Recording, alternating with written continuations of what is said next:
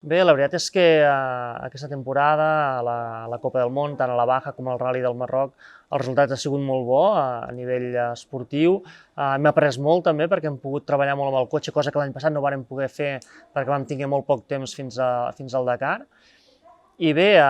si haguéssim de fer cas de com ha anat la temporada, pensaríem que podem optar a un molt bon resultat al Dakar, no? Però també ho vam veure l'any passat i que un cop arriba a aquesta cursa hi ha molts altres pilots que van molt ràpid, hi ha molt de nivell, la cursa és diferent, per tant,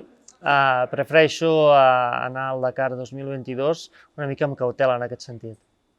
El gran pas en el nostre equip va estar l'any passat, quan vam poder disposar d'un cotxe de primera línia, com és el Toyota Hilux,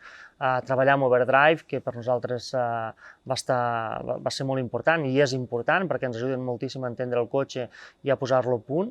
I jo crec que, a diferència de l'any passat, és que aquest any hem pogut treballar molt amb el cotxe, hem pogut adaptar-lo bastant a mi, també veure quins punts no em van funcionar l'any passat en el Dakar per corregir-los, hem pogut fer-ho, i penso que afrontem el Dakar 2022 amb un ritme molt diferent al de l'any passat, som molt més ràpids, molt més consistents i espero que això ens ajudi a aconseguir un bon resultat. Bé, el Dakar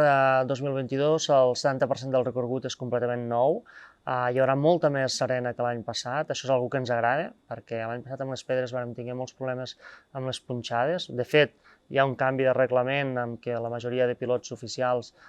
disposaran d'una nova configuració de cotxe on no tindran aquest problema perquè van amb roda més gran. Però bé, estem contents. D'acord que potser al principi havia creat una mica d'expectativa el tema de baixar l'Empty-Quarter i aquest any finalment no s'hi baixarà, però jo no penso que el Dakar per això sigui menys exigent. En David Castellà sempre dissenya un recorregut que està a l'altura del que s'espera, no? Per tant, bé, esperem, com sempre, un Dakar difícil, on la navegació serà present, naturalment, i, com he dit al principi, que hi hagi més arenes, algú que ens agrada.